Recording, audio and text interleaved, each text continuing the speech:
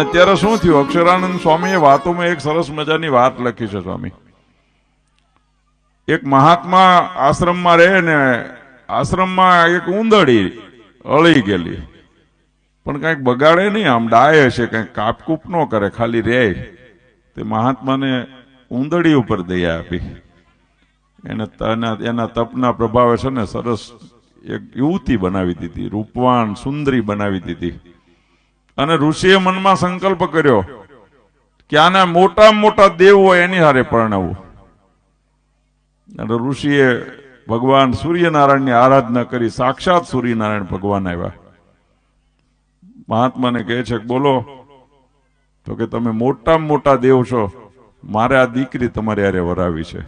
તો હું મોટો નથી, મારાથી તો વાદળ દેવ મોટા છે. કે ઈ કેમ? તો કે મને ક્યાં પૃથ્વી ઉપર આવવા દઈએ, આડા આવી જાય તો હું તો હલવાઈ જાઉં. કે એટલે મારાથી મોટા વાદળ દેવ છે. એની આરાધના કરી. ઈ આવ્યા.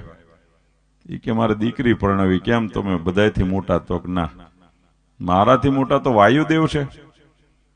ઈ એક જણકી મારે તમે વિખાઈ જાય, ભાગી જાય. વાયુદેવ આવ્યા તો તમને મારે દીકરી આપી, તમે મોટા ન, અમારાથી તો વરુણ દેવ મોટા. કે ઘડીક અમને હરખા કરી દે. કે વરુણ દેવને બોલાવ્યા. કે અમારાથી તો પર્વત દેવ મોટા, કારણ કે અમને સહન કરી જાય. પર્વત દેવ આવ્યા. એ કે તમને તો હવે દેવી છે, તમારાથી કોઈ મોટું નથી. તો કે ના, અમારાથી ઉંદર મોટા. કે અમારા ભોણ પાડી દે, અમે કાંઈ કરતા નથી.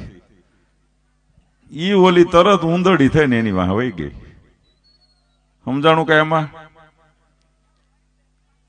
કૃપા ગમે એટલી થાય, પણ પાત્રતા ન હોય તો ઈ કૃપાનો માણસ સ્વીકાર કરી શકે નહીં, એનો ભોગ ભોગવી શકે નહીં. આપણે ઘણી ઉંદડીઓ 20-25 વર્ષ મારાથી મોટી કરી. ઈ જવાની હતી ને પાછી એ ડુપ્લિકેટમાં વરી ગઈ બધી ઉંદડીઓ. સમજાણું તમને? કઈ એમાં સત્સંગીને સમજ પડશે.